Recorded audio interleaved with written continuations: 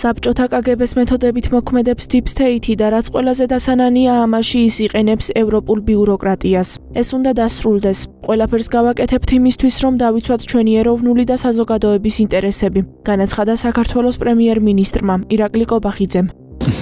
დღეს ჩვენ პატივს მივაგებთ 9 აპრილის გმირების ხსოვნას, პატივს მივაგებთ მათ გმირობას. 9 აპრილი კიდევ ერთხელ უნდა გავიხსენოთ, რომ ერთ მხრივ ეს არის თქონდა უდიდესი ტრაგედიის დღე, თუმცა ამასთან ერთად ეს არის დღე, რომელმაც ქვეყანას მოუტანა გაერთიანება, ქართულ ხალხს მოუტანა გაერთიანება და მოუტანა დამოუკიდებლობა ზუსტად 2 წელიწადში 9 აპრილის ტრაგედიიდან საქართველოს ოფიციალურად გამოაცხადა სახელმწიფოებრივი დამოუკიდებლობის აღდგენა. და მე მახსოვს ის დღეები, ის კვირები, ის თვეები, წლები, რამდენიმე წელი, როდესაც შეიცვალა დამოუკიდებლობა საზოგადოებაში და სიძულვილს სძლია სიყვარული. შესაბამისად ეს ყველაფერი ჩვენ შეგვახსენებს იმას, თუ რამდენად უნდა გავაფრთხილდეთ ჩვენი ქვეყნის დამოუკიდებლობას, თავისუფლებას, რომელიც ჩვენ მოვიპოვეთ, სწორედ ჩვენი გმირების ბრძოლის საფუძველზე და ეს ყველაფერი ასევე შეგვახსენებს იმას, რომ ჩვენ უნდა გავაფრთხილდეთ ერთმანეთს და ერთმანეთის მიმართ ურთიერთობას, ერთმანეთის მიმართ სიყვარულს. თქვენ ხედავთ, რომ არიან ძალები, რომლებიც ცდილობენ ჩვენი საზოგადოების ხელოვნურად გახლეჩას და ზუსტად იგივე პროცესები წარიმართებოდა საქართველოში დაახლოებით 35 წლის წინ, როდესაც მაშინდელი საბჭოთა კგბ ცდილობდა ხელოვნურად ქართული საზოგადოების გახლეჩას და სამწუხაროდ ამას მიაღწიეს გარკვეული პერიოდის შემდეგ 9 აპრილიდან. დღეს ხედავთ, რომ უკვე სხვა ძალები, მაგრამ გარე ძალები ასევე ცდილობენ ხელოვნურად გახლეჩონ ქართული საზოგადოება, დათესონ სიძულვილი და ეს ძალები, ეს უცხო ძალები მოქმედებენ ზუსტად იგივე მეთოდებით, რა მეთოდებითაც მოქმედებდა თავის დროზე საბჭოთა კგბ. მე გულისხმობ ეგრეთ წოდებულ Deep States და ყველაზე სამწუხარო და დასანანი ის არის, რომ Deep State მოქმედებს ევროკავშირის და ამერიკის შეერთებული შტატების მანამდე მოქმედებდა ოფიციალური სტრუქტურების გამოყენებით. მადლობა ღმერთსა, ამ ეტაპზე ამერიკის შეერთებულ შტატებში ვითარება არის შეცვლილი, მაგრამ დღემდე ბრიუსელის ბიუროკრატია გამოიყენება იმისათვის, რომ საქართველოში ხელოვნურად დათესონ სიძულვილი. და დღევანდელი დავალებაც, რომელიც მიიღო უცხოურმა აგენტურამ, ემსახურება სწორედ საზოგადოების ხელოვნურად გახლეჩვას. არიან ადამიანები, რომლებიც ყველა თარიღს იყენებენ სიძულვილის დასათესად, საზოგადოების გასახლეჩად. ეს არის დამკვიდრებული პრაქტიკა და დღევანდელ დღეს მათ სცადეს 9 აპრილი, ჩვენთვის უმნიშვნელოვანესი დღე, გამოიყენებინათ კიდევ ერთხელ საზოგადოების ხელოვნურად გასახლეჩად. რა თქმა უნდა, ზუსტად ისევე, როგორც დამარცხდა თავის დროზე 34 წლის წინ საბჭოთა კგბ, როცა ჩვენ გამოაცხადეთ სახელმწიფოებრივი დამოუკიდებლობის აღდგენა, ზუსტად ასევე ამ გარე ძალებზე გაიმარჯვებს საქართველოს დამოუკიდებლობის და საქართველოს თავისუფლების იდეა. ჩვენ აუცილებლად დავამარცხებთ სიძულვილს, ჩვენ აუცილებლად გაგვაერთიანებს სიყვარული და აუცილებლად განვაგრძობთ ბრძოლას იმისათვის, რომ კიდევ უფრო მეტად განვამტკიცოთ ჩვენი ქვეყნის დამოუკიდებლობა და ჩვენი ქვეყნის თავისუფლება. ეს არის ჩვენი პასუხისმგებლობა 9 აპრილის გმირების წინაშე, ბრძოლა დამოუკიდებლობისთვის, ბრძოლა თავისუფლებისთვის და ჩვენი საერთო ოცნება, ჩვენი ქვეყნის გამთლიანება და ჩვენი პასუხისმგებლობა ასევე, რომ ყველაფერი გავაკეთოთ ჩვენი ქვეყნის ტერიტორიული მთლიანობის აღსადგენად. ეს არის პასუხისმგებლობა გმირთა სულების წინაშე. თქვენ დაპირისპირების გამწვავებას მოერიდეთ პირველი შემთხვევა, როდესაც მთავრობა არ მივიდა 9 აპრილის მემორიალთან და ნაცვლად ამისა მოვიდა სამების საკათედრო ტაძარში. რატომ მიიღეთ ეს გადაწყვეტილება? თქვენ ხედავთ, რომ გარე ძალებს აბსოლუტურად გამოცლილი აქვთ ენერგია. ესენი ცდილობდნენ ეს კონკრეტული პროვოკაცია გამოიყენებინათ დამატებითი ენერგიის მისაღებად. რა თქმა უნდა, ჩვენ ამას ვერ აყვებოდით მათ სცენარს და რას თავარია, ჩვენ უნდა გავაფრთხილდეთ ერთიანობას საზოგადოებაში.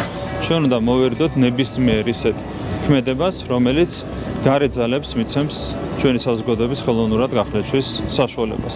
აქედან გამომდინარე, ჩვენ ვფიქრობთ, რომ მივიღეთ აბსოლუტურად არა მარტო პრაგმატული გადაწყვეტილება, არამედ პირველ რიგში ისეთი გადაწყვეტილება, რომელიც შეესაბამება ჩვენი საზოგადოების ინტერესებს და კიდევ ერთხელ ვიტყვი, რაც დავწერე, რომ ალბათ ჩვენი გმირების სულები ჩვენგან სწორედ ასეთ გადაწყვეტილებას ელოდნენ, გადაწყვეტილებას, რომელიც იქნება მიმართული არა დაპირისპირების გაღვივებისკენ, არამედ გადაწყვეტილებას, რომელიც იქნებოდა მიმართული სწორედ საზოგადოების გამთლიანებისკენ. ჩვენ ყველაფერი უნდა გავაკეთოთ იმისათვის, რომ გარეთ ძალებს არ მივცეთ საზოგადოების ხელოვნურად გახლეჩვის საშუალება და პირიქით ჩვენ ყველაფერი უნდა გავაკეთოთ საზოგადოების გასაერთიანებლად სიყვარულის გარშემო. საზოგადოებას უნდა აერთიანებდეს სიყვარული, ჩვენ ვერავის მივცემთ იმის საშუალებას, რომ ხელოვნურად დაგყონ სიძულვილის გაღვივებით. თქვენს განცხადებაზე გითხავთ, თუ შეიძლება რა თქმა თავადაც ახსენეთ და ორმა ნაწილმა გამოიწვია საზოგადოების გარკვეული ნაწილის გულისხმობა. ერთი ის რომ რუსეთი არ იყო ნახსენები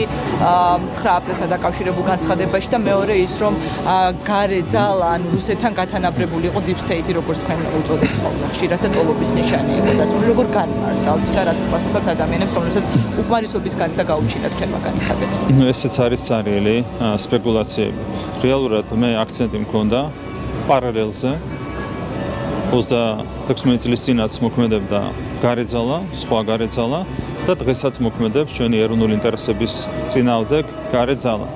რაც შეეხება ტოლობის ნიშანს. აი ზუსტადაც რომ მე ვსვავ ტოლობის ნიშანს.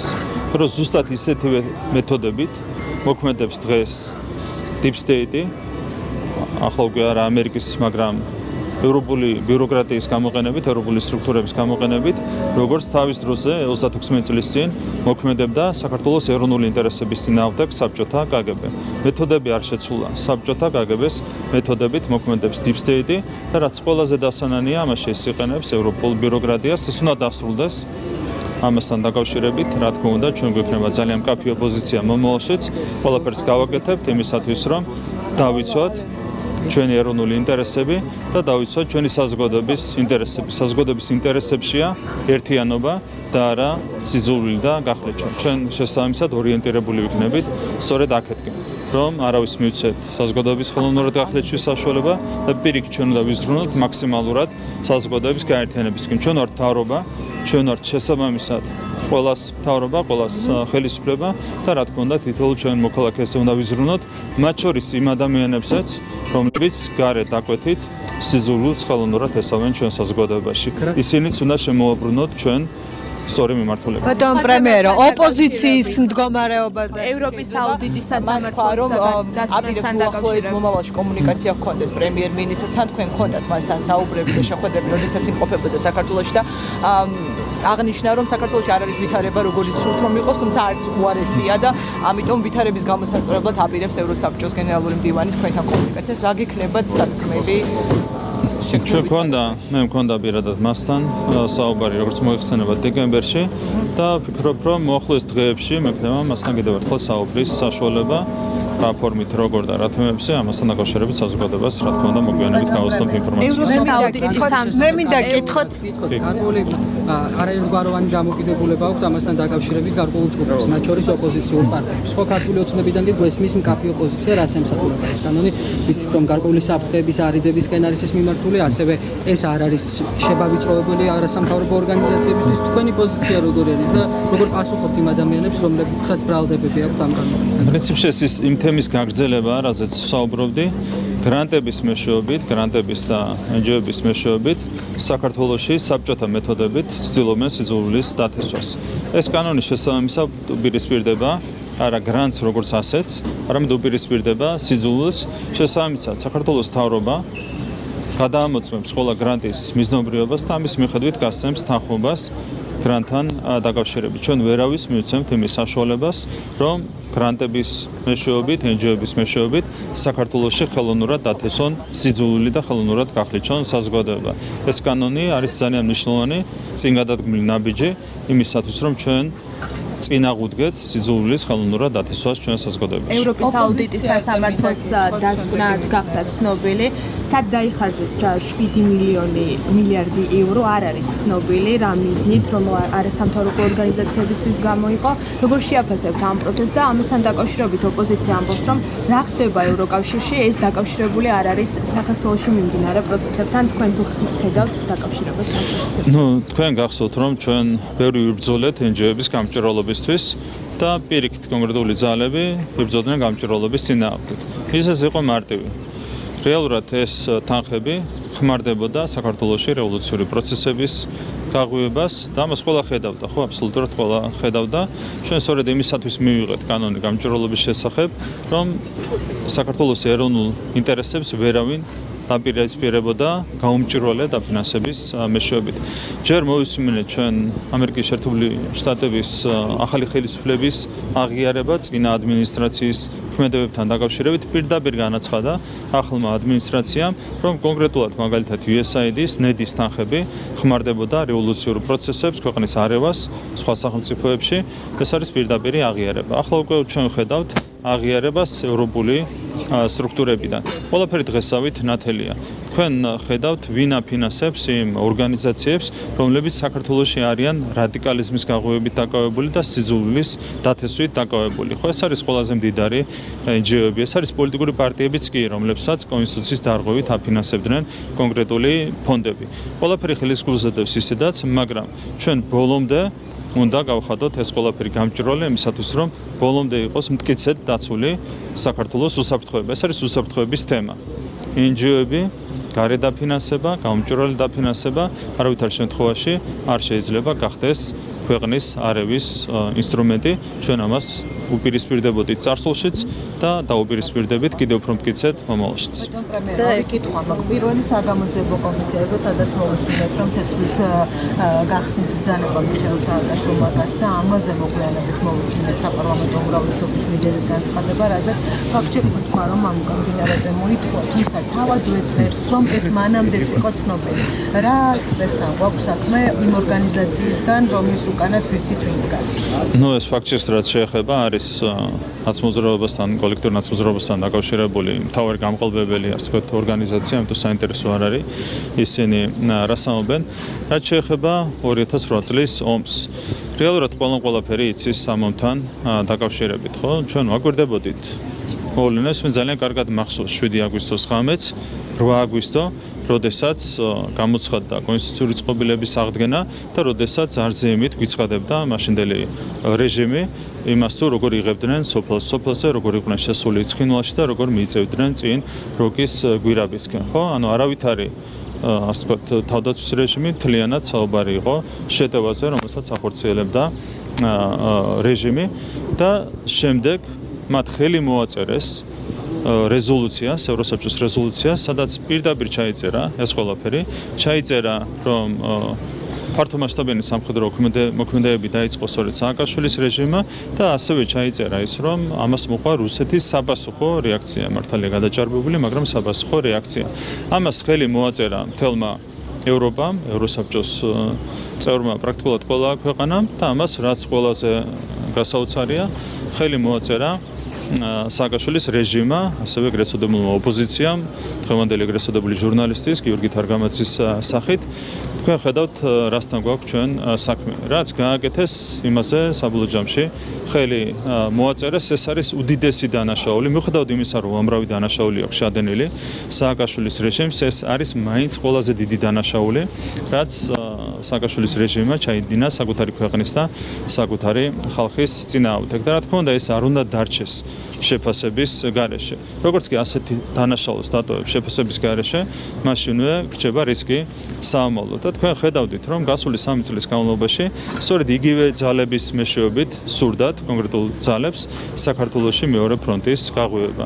აქაც რა თქმა უნდა, რომ ქონოდათ ამის საშუალება, ისევე გააღვივებდნენ ომს ჩვენს ქვეყანაში, როგორც ეს გააკეთეს 2008 წელს და ქვეყანას ჩააგდებდნენ კიდევ უფრო მძიმე მდგომარეობაში, ვიდრე 2008 წელს ჩააგდეს. თუმცა მადლობა ღმერთს, ქართულმა საზოგადოებამ მათ არ მისცა ხელისუფლებაში დაბრუნების საშუალება და შესაბამისად ახალი ფრონტის გაჩაღების საშუალება ჩვენს ქვეყანაში. ოპოზიციაში ყველასთან დაკავშირებით თავად ოპოზიცია ამბობს, რომ ცუდი პროცესები მიდის შიგნით, პროცესები, რომელიც აზიანებს თითოეულ პარტიას.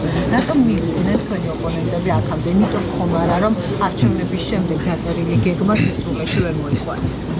რეალურად ისინი განადგურდნენ გარე ძალების ხელით. საბოლოო ჯამში გარედან იწერება სცენარები, გარეთ ვინც წერს თან დაბალ დონეზე წერენ კონკრეტულ სცენარებს, მათ არ აქვთ საზოგადოების პულსის სწორი აღქმა და აქედანაც იმ დონის აგენტები არიან, რომ რაღაცა საკუთარი აზრის გამოთქმის საშუალებაც კი არ აქვს საკუთარი პატრონების წინაშე. ასე დროს ძალიან მარტივად პრაქტიკულად ისე მოხდა, რომ გარეგზალებმა თვითონ გაანადგურეს ოპოზიცია, მიუხედავად იმისა, რომ ჰქონდათ სრულიად სხვა მიზანი, ეს ოპოზიცია მოიყვანათ ხელისუფლებაში. არის სრული ქაოსი და რა თქმა უნდა ეს ასე წარიმართება მომავალშიც და ძალიან კარგია. თქვენ ნახავთ იმ შემთხვევაში, თუ მიიღებენ ისინი მონაწილეობას არჩევნებში, სრული ფიასკოსთვის არიან განწირული. ჩვენ 64 მუნიციპალიტეტში ძალიან დიდი უპირატესობით მოვიგებთ როგორც მერის არჩევნებს, ასევე საკრებულოს არჩევნებს. საბოლოო ჯამში ეს პროცესი უნდა გაგრძელდეს და ამის მიუხედავად მე მაინც მინდა თქვა, მიუხედავად იმისა, რომ ისინი თავისითაც სუსტდებიან, ძალიან მნიშვნელოვანია ჩვენ აქტიურად განვაგრძოთ ზრუნვა ამ პოლიტიკური პარტიების არაკონსტიტუციურად გამოცხადებაზე. უნდა მომზადდეს შესაბამისი სარჩელი, რომელიც შევა საკონსტიტუციო სასამართლოში, ვიდრე კოლექტიური ნაცმოძრაობა რჩება ოფიციალურ პოლიტიკაში, მანამდე ეს ქვეყანა ვერ დაისვენებს. აგენტურა არ უნდა იყოს პოლიტიკურ სპექტრში წარმოდგენილი, შესაბამისად ყველაფერი უნდა გავაკეთოთ იმისათვის, რომ ბოლომდე გავაჯანსაღოთ ჩვენი პოლიტიკური სპექტრი, პოლიტიკური სისტემა. ეს არის სასიცოცხლოდ მნიშვნელოვანი იმისათვის, რომ შეუქცევადად განვითარდეს დემოკრატიული თვალსაზრისით ჩვენი ქვეყანა. აზიის განვითარების ბანკის ანგარიშიც რომ ვთქვათ 6%-იანი სიგა არის წელს ჩვენს ქვეყანაში და მსგავსი მძარდი დინამიკა რისი დამსახურება რომ ვთქვათ. 6% არის წინასწარი პროგნოზი, თუმცა პირველი ორი თვის მაჩვენებელი არის ბევრად უფრო მაღალი 9.4%. შესაბამისად ჩვენ გვაქვს ძალიან დიდი იმედი და საფუძვლიანი იმედი რასთავარია, რომ 6%-ს ბევრად გადავაჭარბებთ. ეს ხდებოდა ხოლმე წინა წლების შემთხვევაშიც, პროგნოზი იყო ხოლმე უფრო დაბალი და შემდეგ ამ გეგმას ასრულებდით ხოლმე ჩვენ გადაჭარბებით. ფიქრობთ, რომ წელსაც იქნება შეასრულებელი. ანუ ფიქრობთ, რომ წელს 6%-ზე მაღალი ზრდა გვექნება საბოლოო ჯამში. რა თქმა უნდა, ამისათვის დამატებით ინიციატივებსაც არ უთქვენ საზოგადოებას. ძალიან დიდ. ხილვარ. პირდაპირ ეთერში.